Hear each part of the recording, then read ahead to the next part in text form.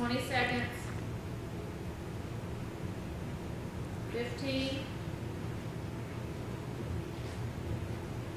10, 9, 8, 7, 6, 5, 4, 3, smile, 1.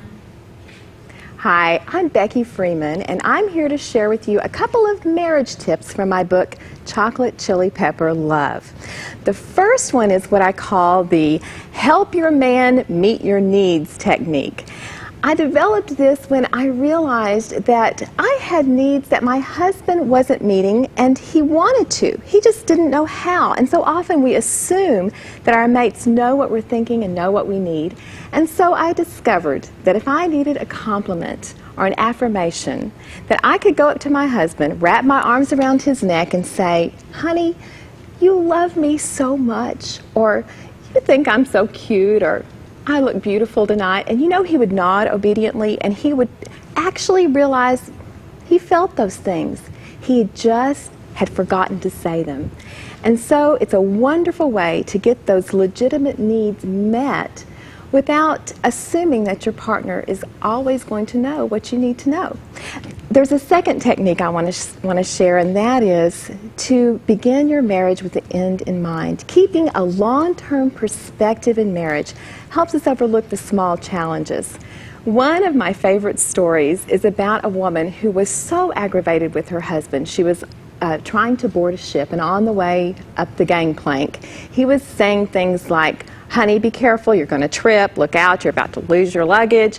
And just before she was about to yell at him, a little old lady came up to her, tapped her on the arm, and said, "I would give anything to have my husband still looking after me like that." Immediately, her perspective changed.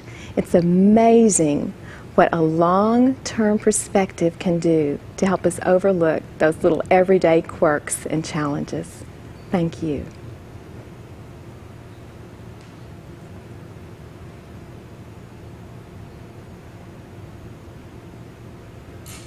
You're good. Did we get close to the 2-minute mark?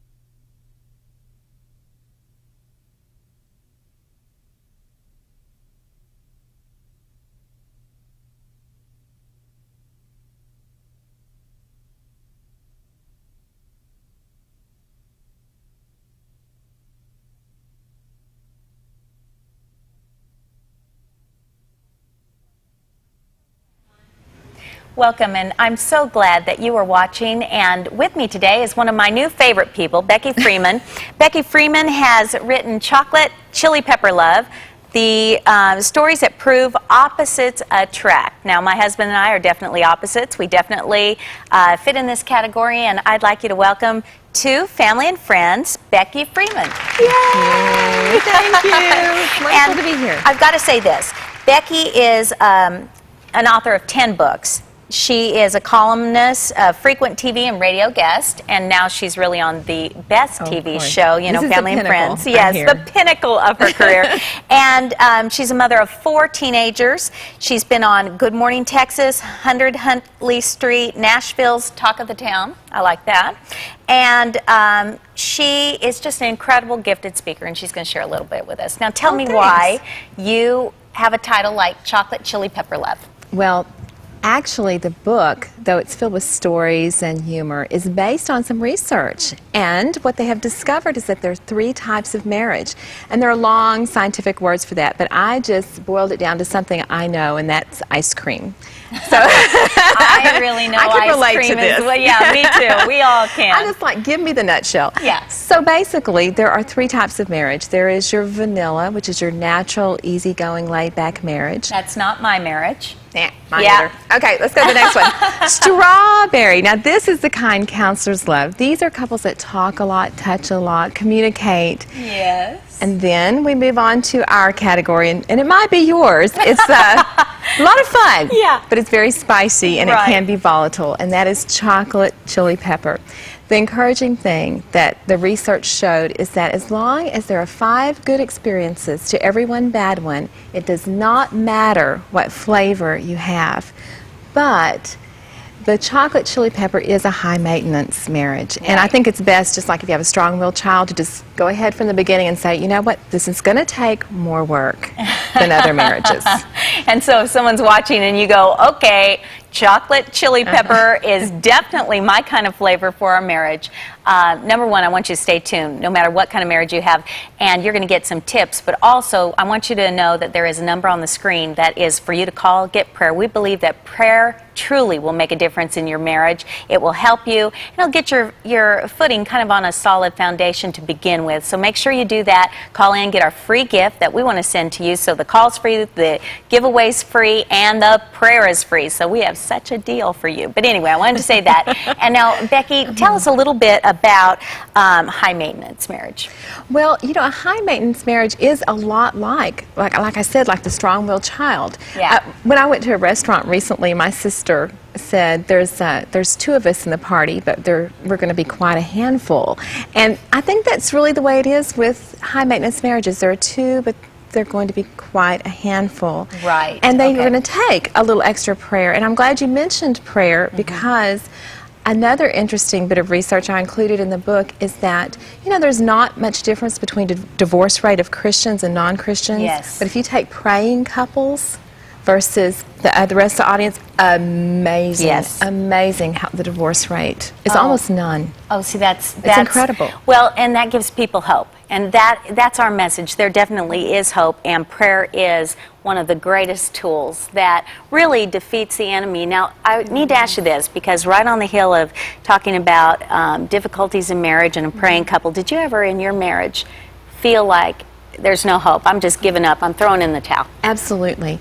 Absolutely. And it was a very terrifying thought because we were 2 believers. We married at 17 and 18, very young, and kept a lot of the childishness in our Right. relationship. I will say that the things that helped us the most, number one was going to a counselor. We didn't have to go long, but I believe in yelping for help at Yeah. certain points. And one of the ways that you know that your marriage needs help, what we realized is, first of all, we could not see each other's pain anymore. It's like an accident victim. Yes. And you are hurting so badly, you cannot help the one who's hurting on the other side of the street. And that's where a paramedic or a counselor, a godly person, it doesn't have to be a professional, it could be Right. a Christian couple, comes in and gives you that valuable, fresh, third-party perspective. Right. Oh, that's awesome. You know, no matter who is watching, no matter how hopeless your marriage seems at the moment, I want you to hear this. There's definitely hope. Get prayer. We want to pray for you. God can do a miracle. Thank you, Becky, for being with us on Thank Family you and for Friends. having me. Get her book.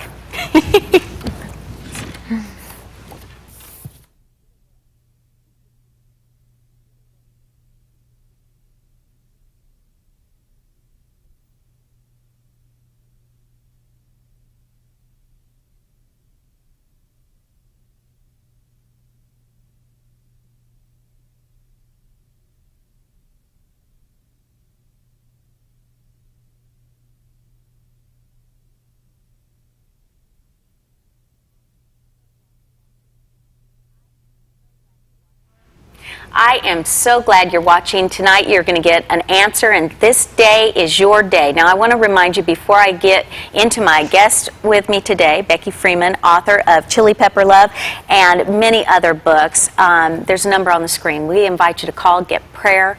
We also invite you to ask for our free giveaway. We want to send that to you. We want to see your life become different, better. We believe the best is yet to come. Now I want to get to my guest, Becky Freeman. Welcome her to Family and Friends. Yay. Thanks for being here. Appreciate it. Okay, I'm going to get right into the meat. This is a quick segment, but I want to ask Becky, how did you learn to communicate really effectively with your husband? You know, this is a great question because like most women, when I got married, I thought the answer was communicate the way I had been communicating, which is talking, crying, begging, pleading, only do it more intensely. So I would just up the volume or up the intensity. No results at all. Yeah. And one of the things I wish that someone had told me early on was, Becky, give it up. Men don't communicate the way you do. Talk that way to your girlfriends. They'll know what to do. They'll bring the cheesecake. They'll cry with you. But with a man, it's better to do a little less talk and a lot more action. So, for example, if I want my husband to fix the washing machine, and this is a real-life example. I told him, I left him a note. I found the note under a half-eaten waffle the next day. Finally, I thought about this, a little bit of action, and I went back into the laundry room and got a big hammer and some bricks and began making a lot of noise, banging around on the washing machine. And it wasn't 5 seconds before he showed up, tool belt on, ready to take over the task. And so often men will respond to action, any kind of action, and they love to communicate, right, but usually as a by the way. So men don't like to sit down and talk about the relationship very often, but they will talk with you if you go fishing with them, right, or if you hang around the car, or you go on a walk. So I think one of the best techniques in communication is to learn to communicate like they communicate. Instead of thinking that they're going to communicate like we communicate. There's a real problem in, I think because we're taught in America that men and women are basically the same. Right. But nothing more, unisex and all of that, but nothing more could be farther from the truth. We are total opposites. We really are from Mars and Venus and, Exactly. And we cannot expect them to meet all of our needs. We just can't. And we do need to talk and we do need to cry, and that's why we do need girlfriends. We need girlfriends, and we need the Lord. He can be our husband at times, and He can be the one that can give us all that need for verbal approval that we look for. Right. Read the Psalms, read Isaiah, and you can hear those wonderful words. I have drawn you with loving kindness, and I have loved you with an everlasting love. And those words will fill us up in places where maybe our husband is just not that verbal. Right. And to be able to take that expectation off of him will let your marriage last a lot longer. Let God be the main source of meeting every need, and then when He is our main source for meeting every need, we're fulfilled. Therefore, we can have better relationships with our husbands, with our kids, with whoever. When we place really too great expectations on people, no matter who they are. This happens a lot in ministry. When people put too great an expectation on their pastor, their incredible pastor's wife.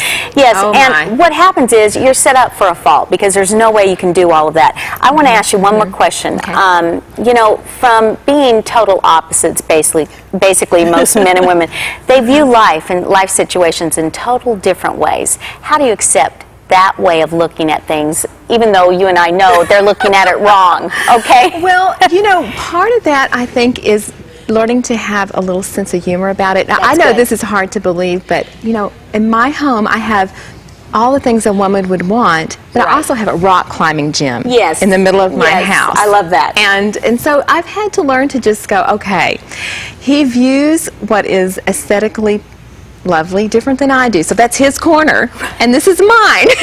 Right. And you just learn to laugh and relax and work together. That's awesome. And realize that the thing that attracted you in the first place was those differences. Absolutely. And so instead of letting it be the gulf, let it be the thing that brings you together. Again, Becky Freeman, Chocolate Chili Pepper Love. Get this book. It's going to make you laugh. It's going to help you. God bless. Thanks. Thank you.